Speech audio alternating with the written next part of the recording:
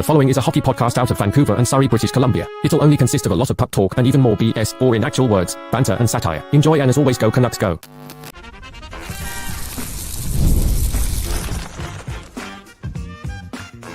You're Locked On Canucks, your daily podcast on the Vancouver Canucks, part of the Locked On Podcast Network, your team every day.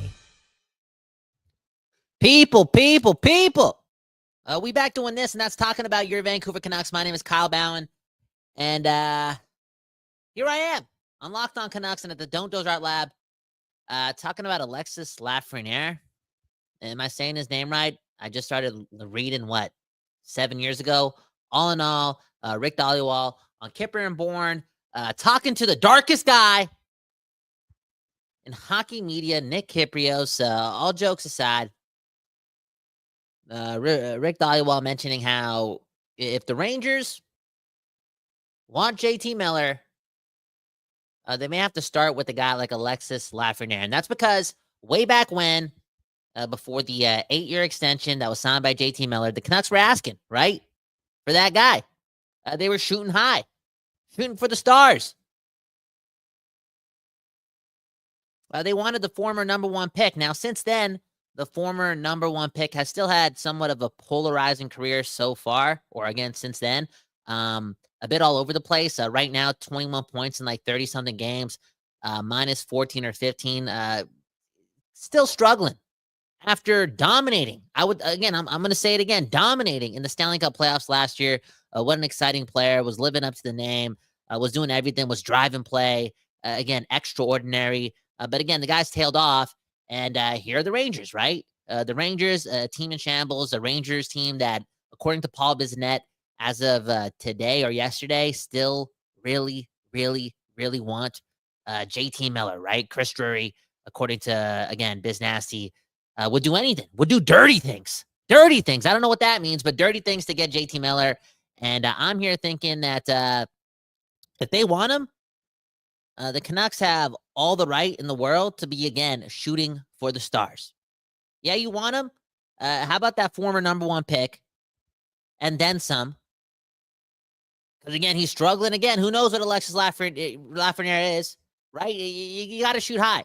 By no way, shape, or form do you want this. Again, this JT Miller thing ending in a Kessler-like situation where you get Nick Bonino, Lucas Sbisa, and a first-round pick. You need more.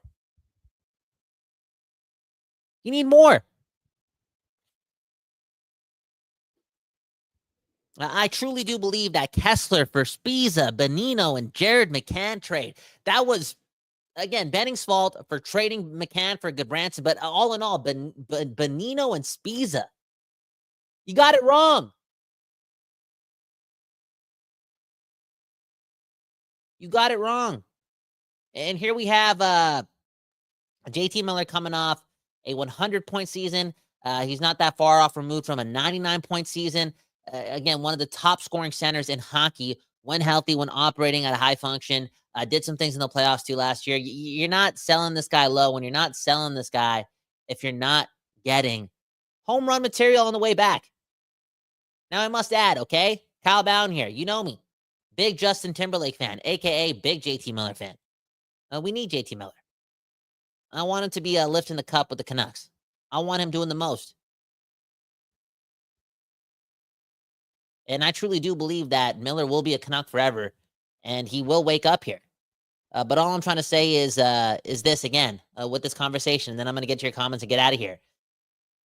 If the Canucks are making a trade regarding either of Elias Pettersson or JT Miller, they got to get the most back, or else this trade could be catastrophic. It could be something that allows me to say this, okay, for real. If they don't get quality return, a quality return for, again, Miller or Pettersson, two number one centers, like if they don't do that, this team may not win a cup for another 50 years. Because how are you going to impress a guy like Quinn Hughes to extend in a couple years? And how are you just going to blow the bag like that?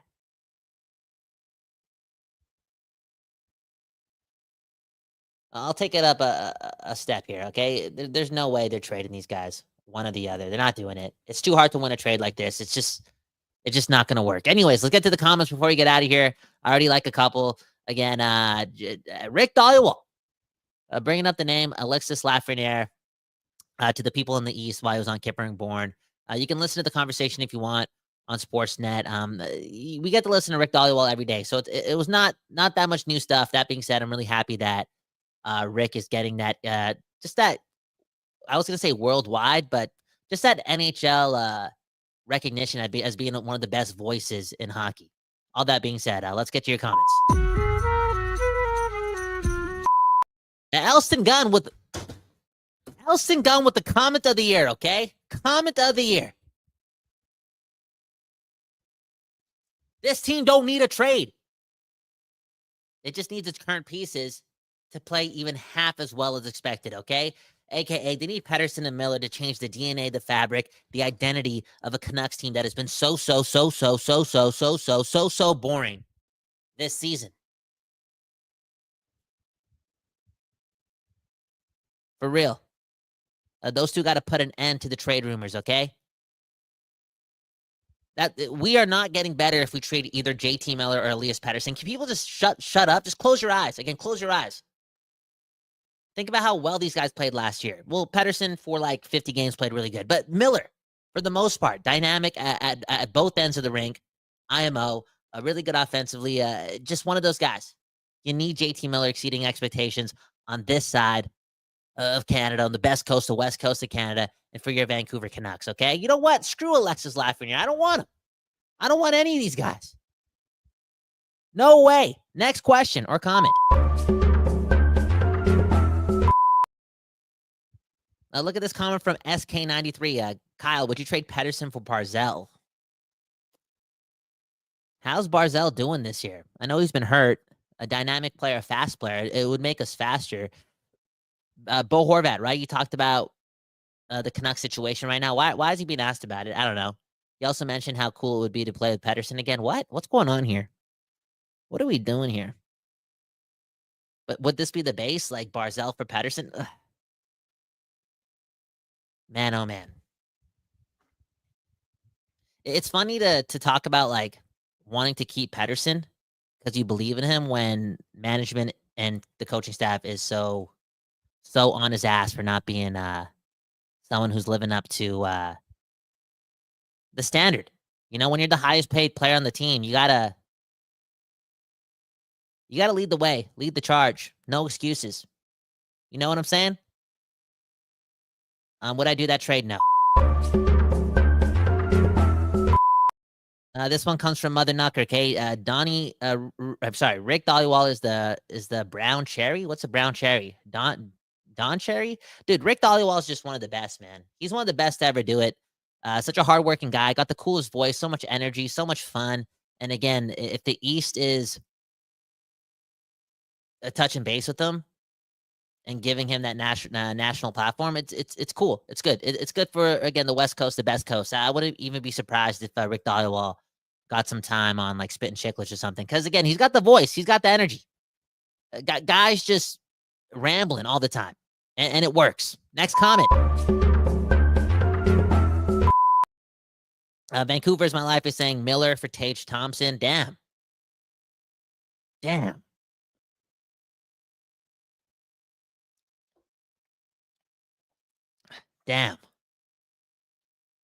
I don't know. Again, JT Miller to me is a guy you don't want to let go of. The F you, the heart. You just want him at his best.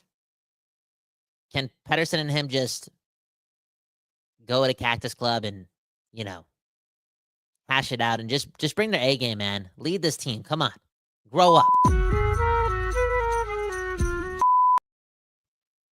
Look at this comment from Ashneil Lal, okay? The Oilers fan on the program. If they lose today, they aren't going to make the playoffs. Must-win territory against Seattle tonight. JT Miller healthy, right? Thatcher Demko in net. That's enough to beat Seattle. You don't need Hughes. You don't need Pettersson. Come on. What are we doing here?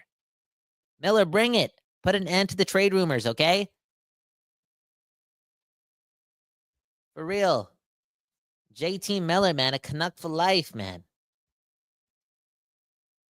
JT Miller, again, at his best, can we talk about the science of hockey too? At his best, worth way more than $8.5 million a year. And I know he's 32 years old or 31 and a half, whatever the age is. But, bro, I think he's still got it within him for a couple more years. You know what I'm saying? Just got to keep him and hope for the best. Go Canucks.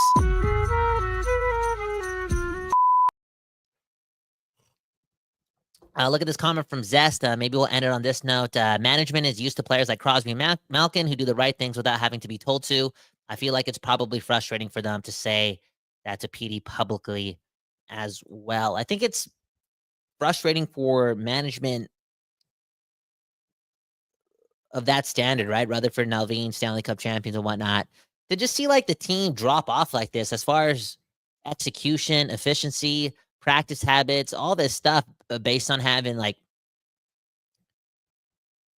a season of success, quote unquote, right? You only made it to the second round of the playoffs. I mean, it's pretty obvious based on Alvin's energy that he's a guy that's always a Stanley Cup or bust. Like nothing's good enough. You got to get better, right? Even in that article, he's talking to Pettersson like, how are you slowing down or not doing the most when you haven't even gotten halfway to the main goal? And that's the Stanley Cup. So yeah, it's frustrating, super frustrating. And as Elson said, it's best for this team, in my opinion, to have Miller and Pettersson, who went at their best. They're just elite players, cream of the crop players, right? You just want them waking up and realizing that. But I'll also play devil's advocate just a bit. You know, just like how patient are they going to be? Like how much hope are they going to have, or how surprised are they that it's changed this quickly? And is that leading to any gut-wrenching ideology changes or just even drastic changes? Like, you never know. You never know. It's something else. Man, oh man. Anyways, I had to make this one quick. I just heard that I want to talk about the Lafrenière thing. I remember a couple years ago, I think it was the day Trevor's second child was born. There was already those rumors of Alexis Lafrenière and whatever. And again, if Paul Bissonnette and company are right and the Rangers are calling, I just don't want the Canucks, obviously, A, trading Miller, and B, if they do, don't turn this into like a Ryan Kessler situation where they get absolutely roasted in the trade. Because if that happens, like if they fail on a JT Miller trade, Quinn Hughes is not extending. He's not stupid. He's cerebral. He wants to win. That's another reason, right? That's another reason why I'm like, there's no point of doing this. There's no point of taking that chance. Failing on a Miller or Pettersson trade, embarrassing Quinn Hughes or just making him feel gross about the team, and then boom, bam, he'll leave for sure. So this is delicate, and again, it's just best if Pettersson and Miller just wake up, man. Wake up. You know what? One more comment. This one comes from Gab, okay? I don't know who Gab is. Never seen him on this side of the world. But he's saying the season is still strong. Can everyone just give a round of applause to Gab? Okay, the season is still strong. Only 30-something games in. Still got a lot of hockey left. And Pettersson and Miller. We haven't even seen Pettersson play a game post-Alvin comments. Like, things can change. Things can change. And maybe this is our story. We've never won a Stanley Cup before. Who's to say this is not how you get it done? With a lot of adversity early on. Okay, we don't know the recipe. All in all, though, that was another episode of Locked On Canucks. A quick one. My name is Kyle Bowen, KYLEBHAWAN. Giving you your Canucks every minute, every hour, every whatever. Whenever I got some free time and I hear some stuff, I'm just going to talk about it here. So subscribe, hit the like button. It really does help us out a lot. Speaking of which, in a couple of hours, I guess after the game, you're going to see Trevor and I talk about that Kraken versus Canucks game that is so important. Probably the biggest game since Game 7 of Round 2 of the 2024 Stanley Cup playoffs. So enjoy yourselves. Have some hope. Go Canucks, go. And peace.